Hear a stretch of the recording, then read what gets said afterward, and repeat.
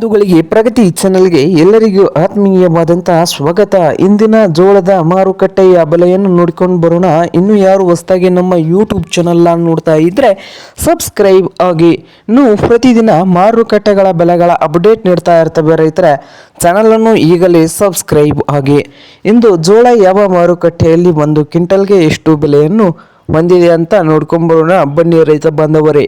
ಇಂದು ವಿಜಯಪುರ ಮಾರ್ಕೆಟ್ನಲ್ಲಿ ಒಂದು ಕ್ವಿಂಟಲ್ ಜೋಳಕ್ಕೆ 2,000 ರೂಪಾಯಿದಿಂದ ಹಿಡ್ಕೊಂಡು 2,600 ರೂಪಾಯಿವರೆಗೆ ಲಾಸ್ಟ್ ರೇಟ್ ನೀಡ್ತಾ ಇದೆ.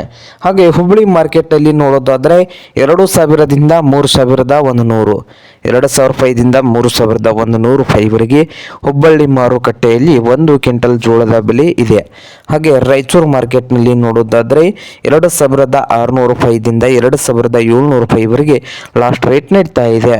ಹಾಗೆ ಇನ್ನೊಂದು ಮಾರುಕಟ್ಟೆಯಾದಂಥ ದಾವಣಗೆರೆಯಲ್ಲಿ ಬಂದು 2,200 ರೂಪಾಯಿದಿಂದ ಹಿಡ್ಕೊಂಡು 2,200ದಿಂದ 2,500 ರೂಪಾಯಿವರೆಗೆ ಲಾಸ್ಟ್ ರೇಟ್ ನಡೀತಾ ಇದೆ. ಇದು ಇಂದಿನ ಜೋಳದ ಮಾರುಕಟ್ಟೆಯ ಬೆಲೆ ಆಗಿದೆ ನೋಡಿ ರೈತರೆ.